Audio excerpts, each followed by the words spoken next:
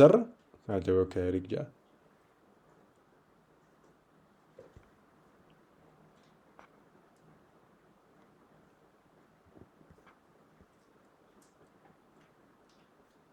Sí, bueno.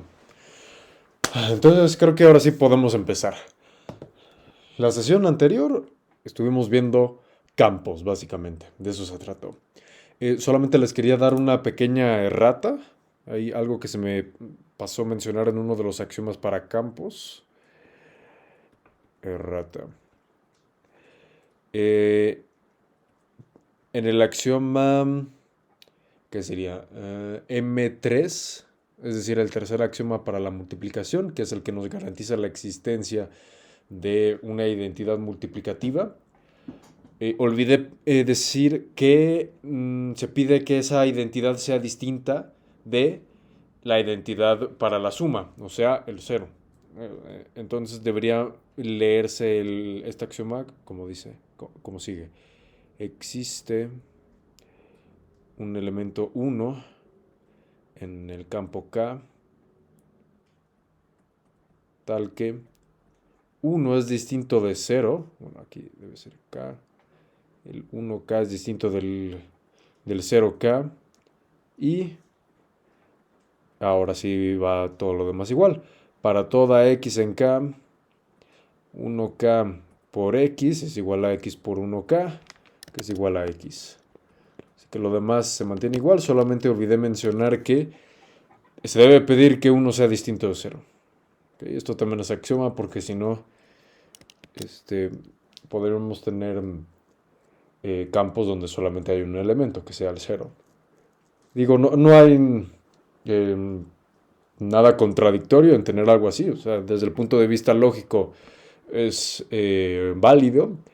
Sin embargo, es conveniente pedir que el 1 sea distinto de 0. ¿Ok? Así que eso era lo que les quería decir de la vez pasada. Pero ahora sí, ya vamos a empezar con espacios vectoriales. La sesión anterior les platiqué un poquito de cuáles son las motivaciones para tener un espacio vectorial, apareciendo en todos lados. R3 es el ejemplo del que nace todo, pero hay otros ejemplos muy interesantes y muy útiles. Así que de una vez les voy a dar la definición. Definición. Espacios vectoriales. Así que un espacio vectorial va a ser un tipo de estructura algebraica, al igual que un campo es un tipo de estructura algebraica. No sé si ustedes recuerdan cuáles son los... O sea, ¿cuál es la definición de un espacio vectorial para empezar? Si un campo era una tripleta, ¿qué debe ser un espacio vectorial?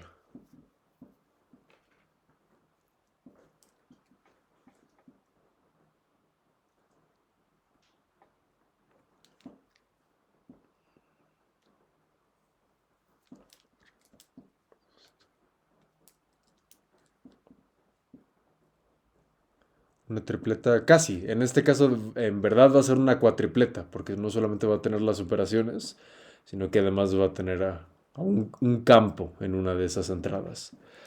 Así que la definición va como sigue. Primero necesitamos un campo, sea K más punto un campo.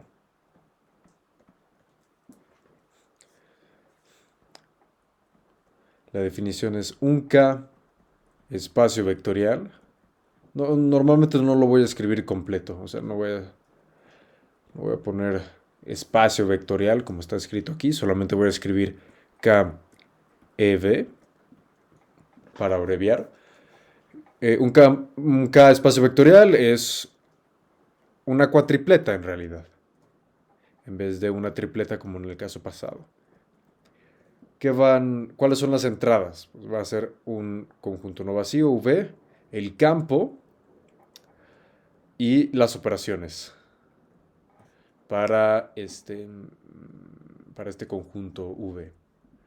Así que, pues, donde V es distinto del vacío y voy a poner abajo la suma, pues es una función, es una operación, como la que teníamos para campos. Entonces el dominio es el producto cartesiano, el contradominio es el mismo conjunto. A cualesquiera par de elementos W, que normalmente denotaremos con una flechita arriba. No es estrictamente necesario hacerlo. De hecho, a veces es conveniente no poner la flechita. Sin embargo, a mí me gusta hacerlo por lo menos al principio, porque así es más claro qué es un campo y qué es un escalar. Entonces, primero tenemos la operación de suma y luego tenemos otra operación que va a ser producto por escalares. El producto por escalares, técnicamente hablando, no es una operación, es lo que se llama una acción. ¿Cuál es la diferencia entre una acción y una operación? Que para que algo sea una operación binaria, debe ocurrir esto que está aquí, es decir, que sea una función cuyo dominio sea este producto cartesiano y el contradominio sea este conjunto. En cambio aquí, el dominio del producto por escalares no va a ser v cruz v, va a ser k cruz v. Y el contradominio sí que será v. Entonces, en vez de tomar dos vectores, vamos a tomar un elemento del campo, a los que normalmente les llamamos escalares, alfa, y un vector en v, cual se le asocia este producto, alfa por v. Que también, de nuevo, esto se puede hacer por concatenación. Y ahora sí, esto satisface 8 axiomas. Y esto...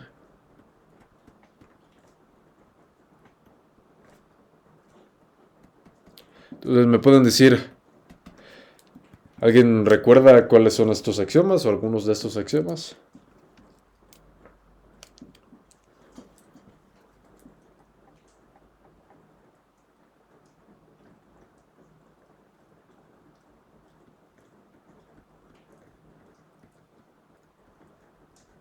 Ujú. Así es. De hecho, lo hablábamos un poquito ayer, que ambos, un campo y un espacio vectorial, si los pensamos nada más con la suma, resultan ser unas cosas llamadas grupos abelianos, que significa que satisfacen esas cuatro propiedades que me acaban de mencionar. Es decir, para toda, por ejemplo, para toda V y, no, mejor U y V.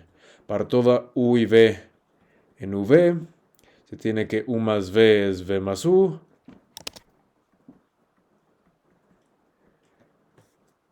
Luego la asociatividad, UVW, y ya. Pues, lo demás ya se lo saben, ¿no? Este, igual ahorita lo escribo completo, pero ahorita lo quiero hacer un poquito más dinámico, así que no lo voy a escribir ahorita. El axioma 3 es que existe un elemento 0, un V, tal que, cha, cha, cha. Y luego el otro es que existen inversos aditivos. Así que para todo x en V existe menos x en V, tal que, cha, cha, cha. En esos no hay nada nuevo bajo el sol, en realidad. Ya los axiomas interesantes son los axiomas para el producto por escalares. ¿Okay? Y bueno, el axioma cero, que luego lo pongo, pero ya saben que en realidad no es necesario, es la clausura, la cerradura de la suma. Entonces, para todo U y V en V, el vector U más V vuelve a ser un elemento de V. Okay. Luego, ¿qué propiedades recuerdan para el producto?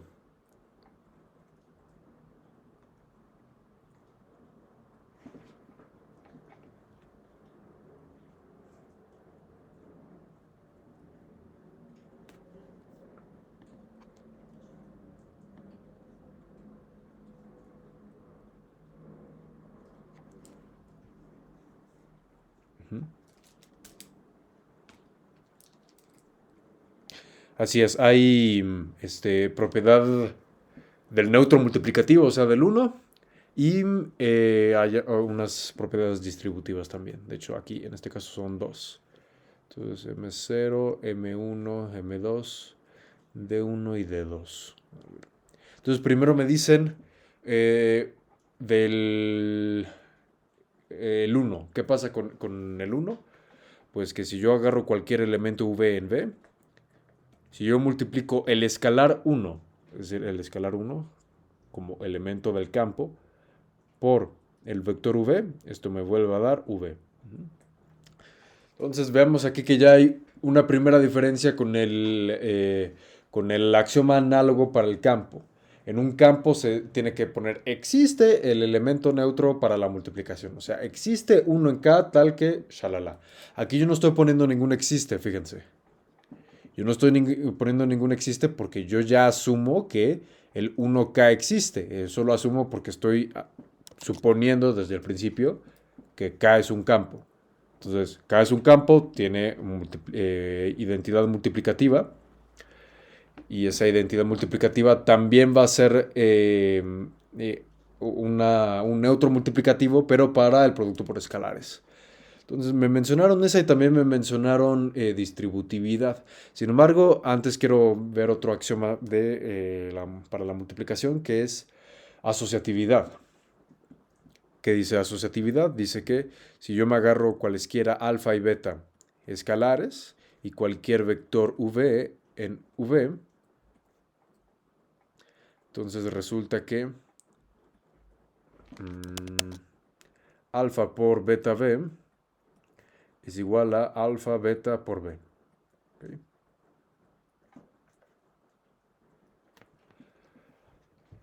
Ahora bien, este axioma es un poco sutil, puede parecer muy sencillo, pero eso es porque estamos haciendo un pequeño abuso de notación aquí. ¿Cuál es ese abuso de notación? Beta por v, ¿qué es? Bueno, pues es un vector, claro, pero a lo que me refiero es de que en beta por v se está haciendo una multiplicación por escalares. Es decir, esto es el producto en v y esto de aquí también es el producto en v. O sea, agarro el vector v, luego lo multiplico por el escalar beta, con la multiplicación por escalares en v, y luego al resultado lo multiplico por alfa. Eso es lo que está pasando aquí. ¿Qué está pasando del lado derecho de la ecuación? Está ocurriendo que aquí hay de nuevo un producto por escalares en v. Yo estoy agarrando el escalar alfa beta y ese escalar lo estoy multiplicando por un vector, pero la multiplicación que está sucediendo aquí, el alfa por beta, no es la multiplicación en v, esta es la multiplicación en el campo. Porque alfa y beta son elementos del campo, ninguno de ellos es un vector. Así que aquí pasa algo interesante que no deja ver a simple vista la notación. Me está dando una relación entre el producto por escalares y el producto en el campo. Así que esto es bastante importante porque nos está diciendo de que no es... no puedo yo definir cualquier multiplicación sobre el espacio vectorial. Debe haber cierta armonía con la multiplicación que ya tengo definida en el campo. Entonces esas son las de multiplicación y luego me dijeron distributividad. Hay dos de distributividad. Primero tenemos que para toda alfa, beta en K y para todo v en V se tiene que alfa más beta por v es igual a alfa v más beta v. Que ahorita lo escribo. Y luego D2 es algo muy similar, ¿no? Para todo alfa en K, para todo V y W en B, pues ocurre esto, ¿no? Alfa por V más W es alfa por V más alfa por W, ¿ok? ¿Hay alguna pregunta con respecto a estos axiomas?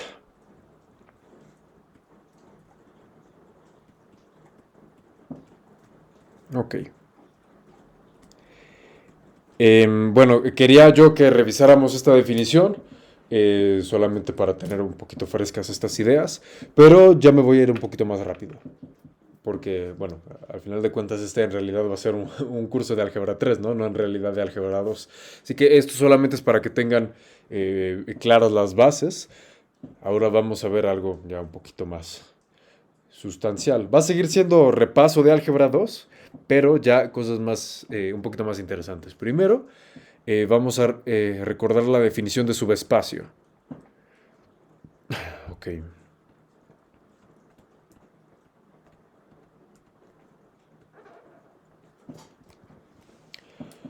¿Alguien recuerda qué es un subespacio de un espacio vectorial?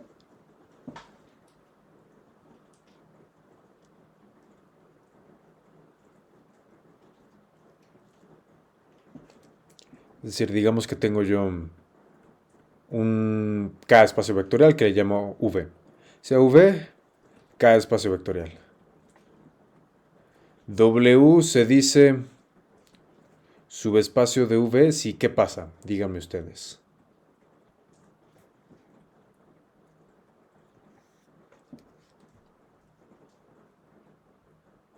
Ok, sí, W está contenido en V. ¿Y qué más?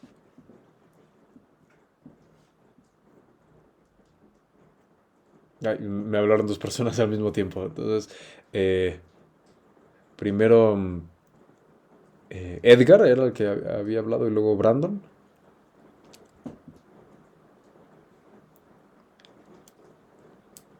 Si pueden repetir lo que habían dicho. Ajá.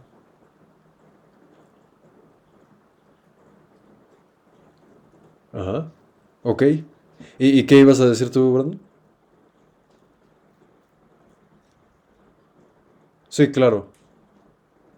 Es una de las de los axiomas que pone arriba, ¿no? O sea, W se dice subespacio de V, sí, W está contenido en V, y además, y este W con las operaciones de V, o sea, la suma y el producto que ya tenemos definido sobre el espacio vectorial V, em, es, si W con esas operaciones, es un K espacio vectorial también. ¿De acuerdo? Entonces, si es un K espacio vectorial, en particular debe cumplirse que el elemento 0 debe ser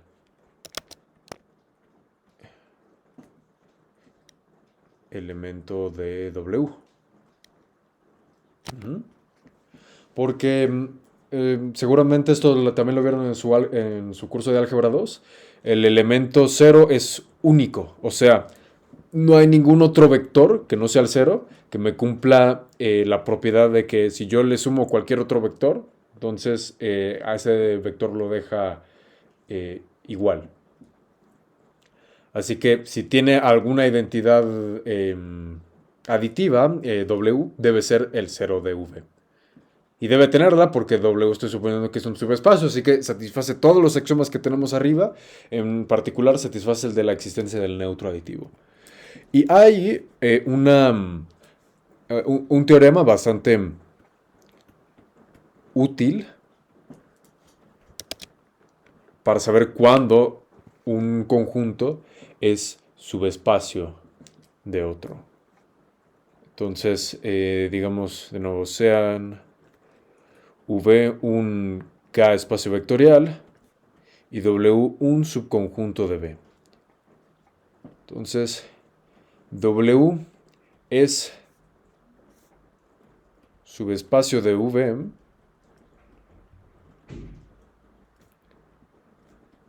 si solo si se cumplen tres condiciones. ¿Qué condiciones, a ver si esto lo recuerdan también, qué condiciones deben cumplirse para que W sea un subespacio de V?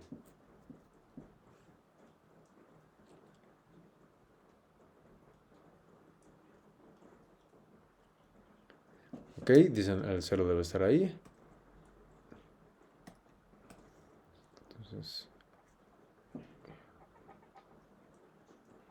cero debe ser un elemento de W. ¿Qué otra? ¿Qué otras? Ujú. ¿ok? Entonces se cumple la cerradura de la suma, W1 más W2 en W, implica que la suma está en W, ajá, ¿y qué más?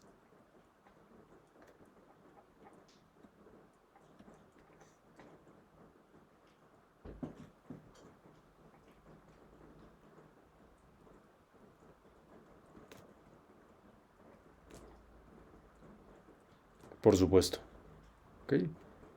Entonces yo me tomo un escalar, yo me tomo un vector, el producto debe volver a caer en W. ¿Mm? Entonces, vean que puse en rojo lo de la primera condición, que cero es un elemento de W. Eso es porque no es estrictamente necesario ver que cero es elemento de W. Simplemente lo que hay que ver es que W sea no vacío. Si se cumple W, que W es no vacío, ya inmediatamente se sigue que el cero debe pertenecer a W con estas, junto con estas hipótesis. Entonces, no voy a probar esta proposición, sin embargo, sí les voy a dejar como ejercicio. El primero, que probar que si... Uh, ¿Cuál? Okay. Probar que si se cumplen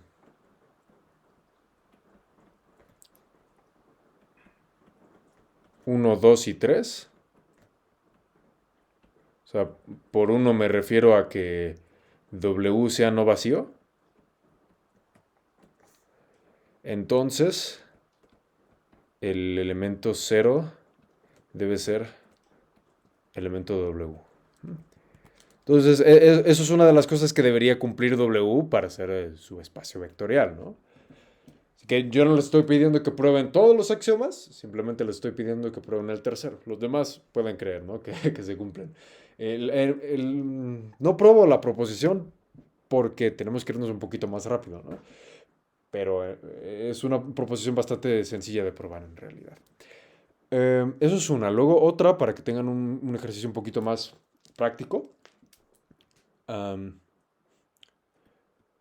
sea W igual al conjunto de los X y Y en R2, tales que X más Y es igual a 1.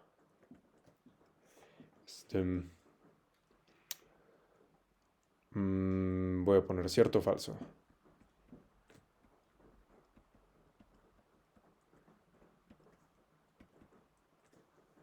W es... Bueno, mejor lo pongo después. ¿Cierto o falso? W es subespacio de R2.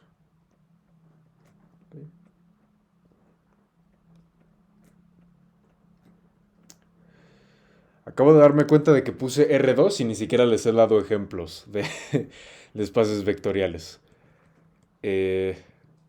Entonces yo creo que eso debería ser lo siguiente para que no sean cosas tan abstractas, solamente para recordar, ¿no? ¿Qué ejemplos recuerdan de espacios vectoriales?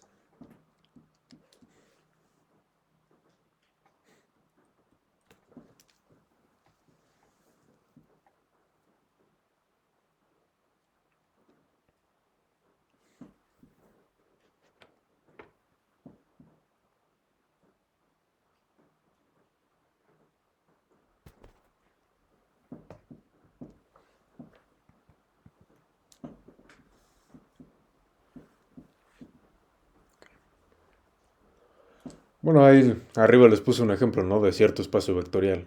Y ayer mencionamos algunos, pero solo los mencionamos. Por escrito, ¿alguien podría decirme un ejemplo de un espacio vectorial?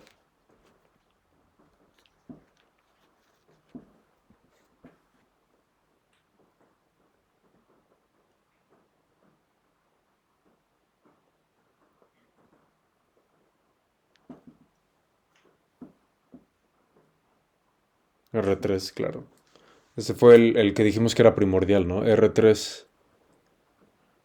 De hecho, de una vez lo voy a poner más general. Rn em, con las operaciones usuales, o sea, que ustedes ya conocen, que ya han estudiado en el curso de álgebra. Usuales es un R espacio vectorial. Bueno, pregunta, ¿todos estudiaron a Rn en álgebra 2 o estoy equivocado? ¿Hay alguno que no vio la definición de Rn o que no se acuerda de qué es Rn o simplemente que no entiende qué es Rn?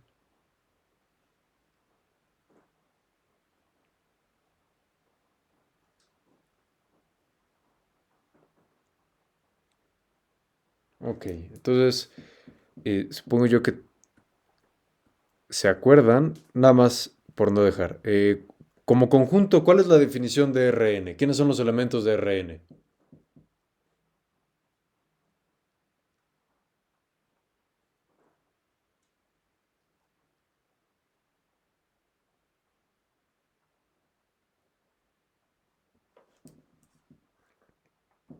Así es, o sea, una n-tupla, es decir, n números que tienen un orden, x1 hasta xn, tales que pues, cada uno de ellos es un número real, ¿no?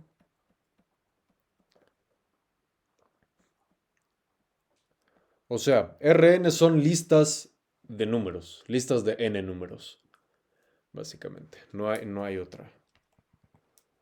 De hecho, esto se puede generalizar un poquito más. Kn es un K espacio vectorial con las operaciones usuales.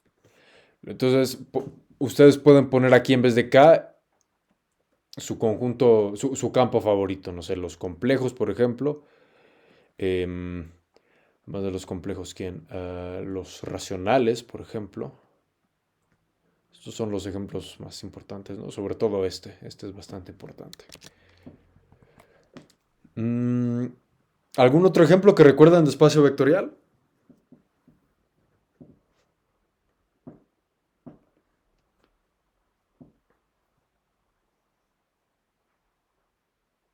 Claro, polinomios.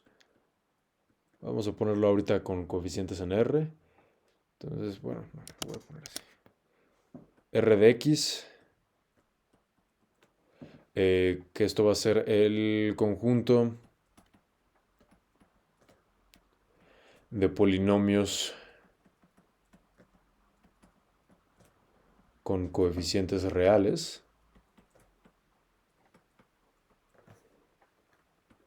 Es un R espacio vectorial, de nuevo con las operaciones usuales. De hecho, el conjunto de polinomios sobre cualquier campo, o sea, cada X también resultará ser un, un K espacio vectorial, en particular los complejos, esto también es importante. Am, yo les voy a poner un ejemplo más. Este me parece a mí bonito porque a mí me gusta el cálculo, un poco más que el álgebra, de hecho. Podemos, por ejemplo, definir V como el conjunto de todas las funciones de variable real y valores reales, tales que f es continua.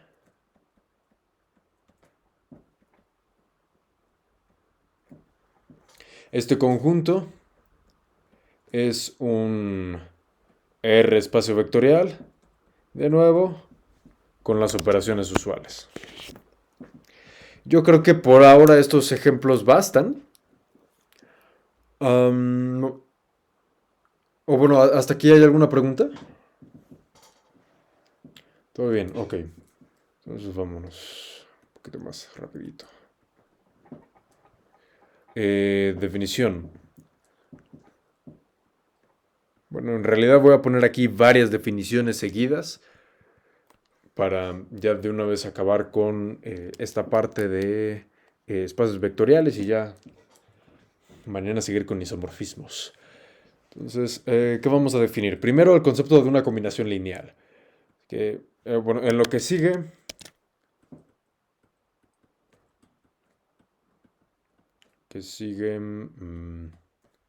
V es un K espacio vectorial. ¿Qué, qué necesitamos saber sobre los K espacios vectoriales? Pues las siguientes definiciones. Primero, si V1 se me comencé. Sí. Si V1 y así hasta Vn son elementos de V, entonces una combinación lineal de esos elementos, ¿qué es? A ver, ustedes recuérdenme, ¿qué es una combinación lineal de vectores? V1 hasta Vn.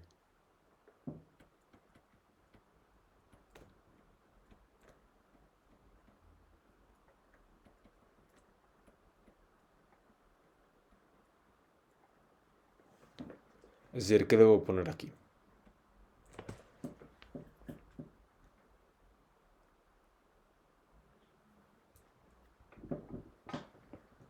Así es. Los escalares no necesariamente deben ser distintos, ¿verdad? Simplemente escalares cuales sean. Es, entonces, una combinación lineal es un vector. Es un nuevo vector. Es un vector de la forma C1, V1 más y así hasta CNVN. Donde, como dijeron acá, C1 hasta Cn son escalares. ¿Okay? Son elementos del campo K. Esa es la primera definición. La segunda, si X es un subconjunto del espacio vectorial, entonces X es cualquier subconjunto, no necesariamente debe ser un subespacio. Solo le voy a pedir que sea no vacío.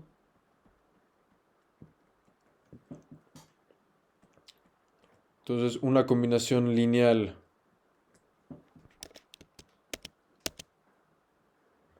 bueno, no, mejor no lo voy a poner así, mejor lo voy a poner así, ok. Si X es un subconjunto y que es distinto del vacío, entonces el subespacio generado por X, sí, de una vez mejor doy esa definición.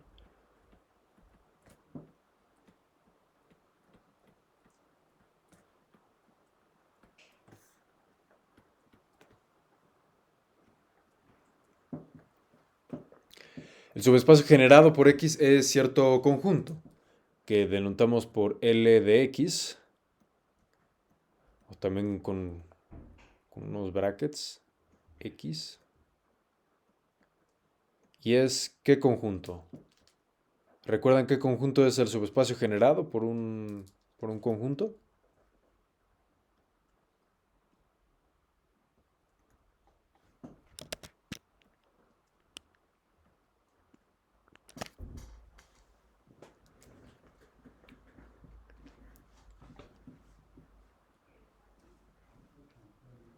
No sé, ¿vieron esta definición o la vieron nada más para... o sea, igual no vieron subespacio generado por un conjunto, sino subespacio generado por n vectores, algo por el estilo. ¿Es eso correcto? O sea, o sí vieron. ¿Sí? ¿Cómo? Esa sí la vieron. Ok, entonces, bueno, esta es un poco más general, así que se las voy a escribir.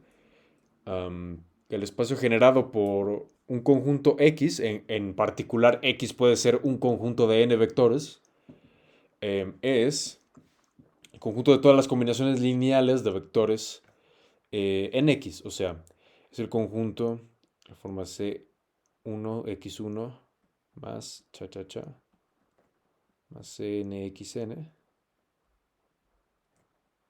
donde X1 y así hasta XN son elementos de X y los escalares C1 y así hasta Cn son elementos del campo. Entonces son todas las combinaciones lineales posibles que puedan formar de vectores en X. Y resulta que L de X es un subespacio de V. Resulta que, bueno, primero X es subconjunto del subespacio generado y además el subespacio general es subespacio de V. Entonces, esta notación no se las puse antes, pero también es útil. Este menor o igual significa ser subespacio.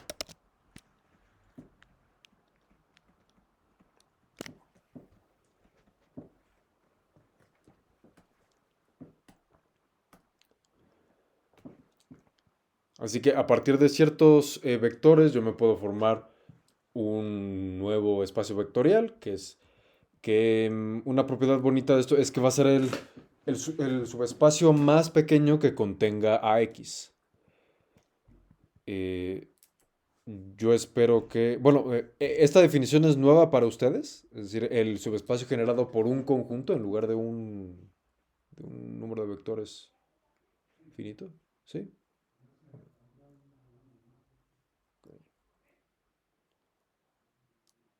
Ok, ok, está bien. Am, entonces ahí está esta definición. Luego, si ya vimos lo que generan ciertos vectores, pues ahora vamos a ver el otro concepto súper importante que es el de independencia lineal. Ahorita voy a explicar un poco de cuál es la intuición detrás de cada uno de estos conceptos, pero primero les quiero dar todas las definiciones para que se acuerden bien y luego ya les digo de qué se trata esto. Así que tres.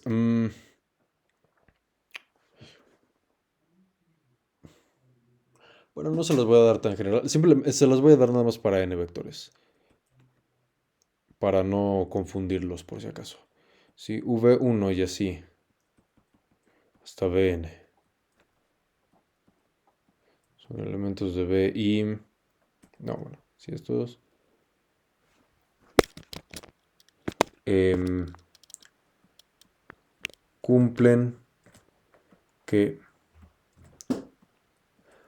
para cualquier combinación lineal de ellos, o sea, para todos escalares C1 y Cn en K, si esa combinación lineal, C1, V1 y así, hasta Cn, Vn, resulta ser cero,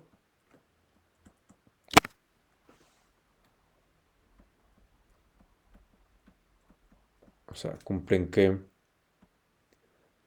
para todo, si entonces todos los escalares son cero,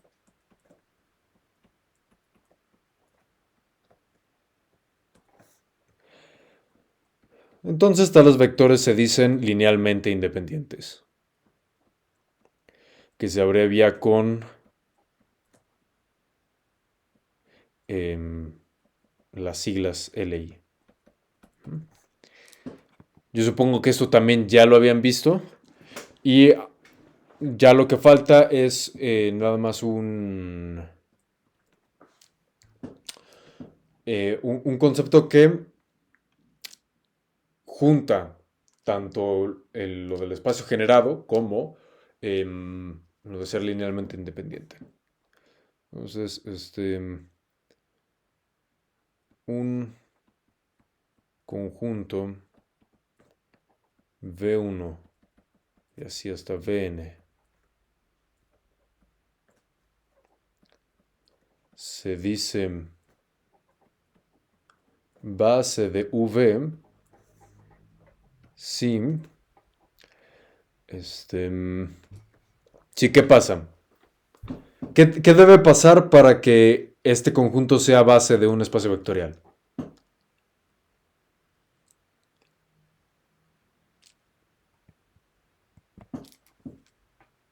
Ujú. Sí,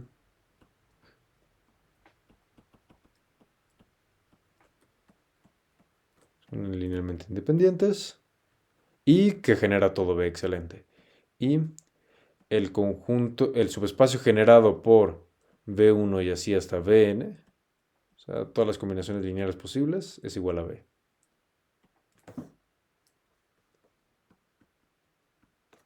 En tal caso, em, se define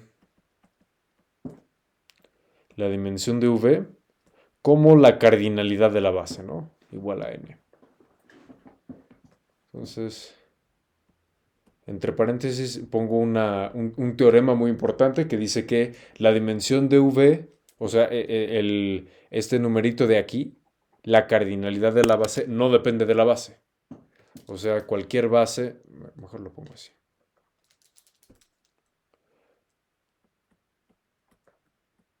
Cualquier otra base de V será de cardinalidad n. O sea, tendrá n elementos esa base.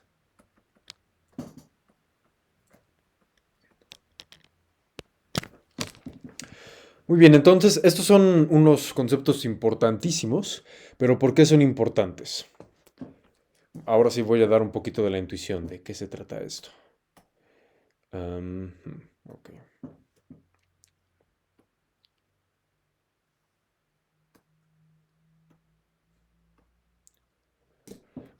Primero, quisiera saber si a ustedes les han explicado qué significa intuitivamente la dimensión de un espacio. ¿O solamente les dijeron la definición?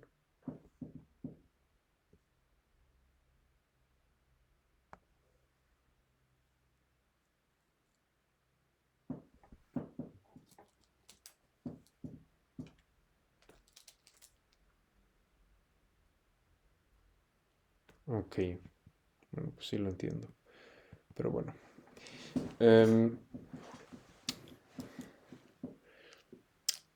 todos estos conceptos básicamente tienen que ver con la información que trae consigo un conjunto de vectores. El concepto de independencia lineal, lo voy a poner.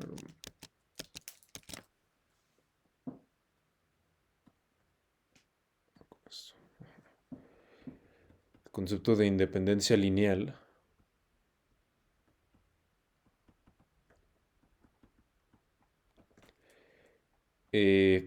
está relacionado intuitivamente con que no haya redundancia en la información.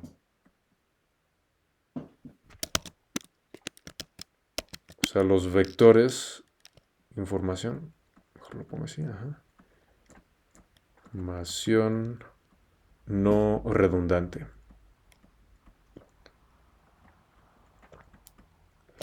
¿Qué significa esto? Si ustedes, si recuerdan que, bueno, si tienen un conjunto de vectores, este va a ser linealmente dependiente si no es linealmente independiente. Y una condición necesaria y suficiente para que un conjunto de vectores sea linealmente dependiente es que alguno de ellos se pueda escribir como combinación lineal de los demás. Ajá. Eso significa que yo, o sea, digamos que tenemos V, ¿no? Que yo lo pude escribir como C1V1 más más CNVN.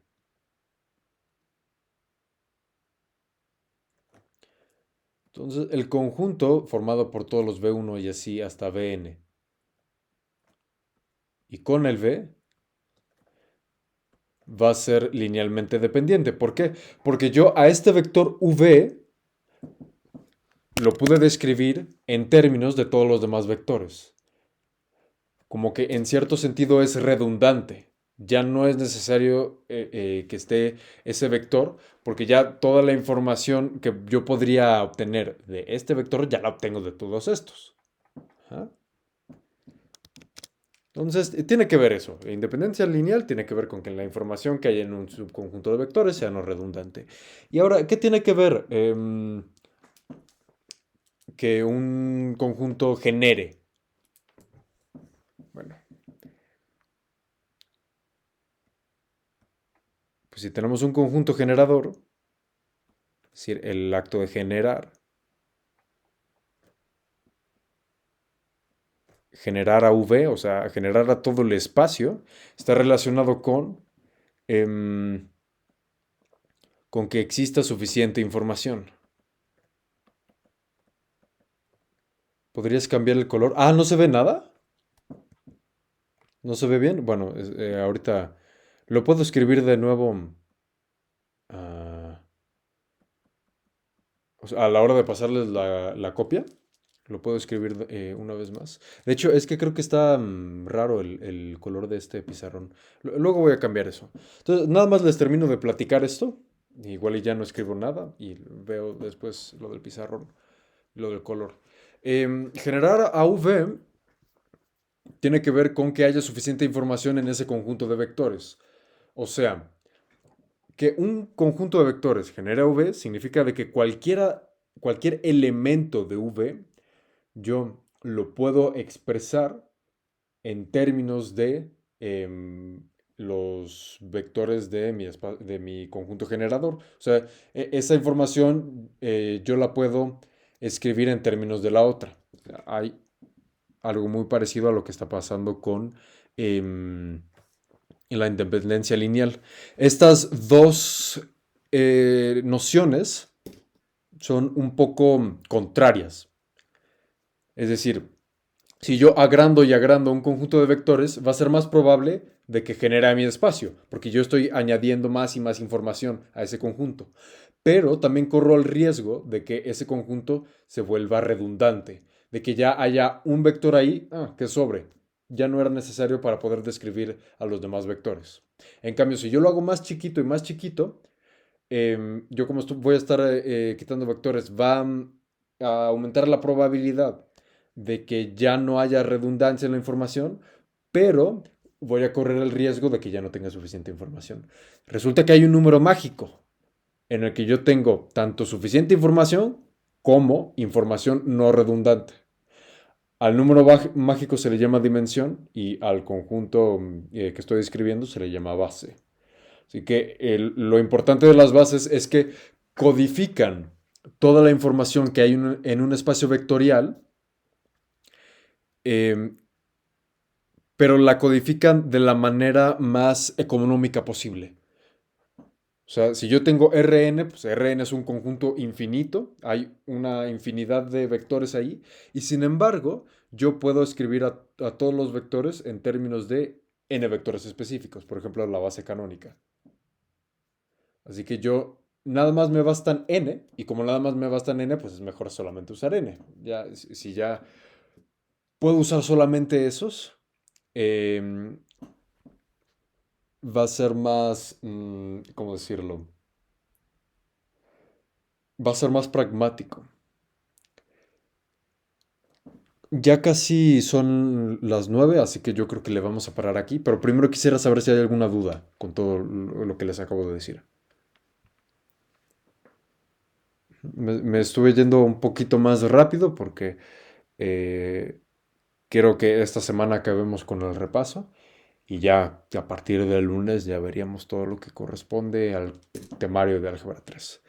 Pero si no hay ninguna pregunta, nos veríamos entonces mañana a la misma hora. Bueno, pues hasta luego. Sí, nos vemos. Bye.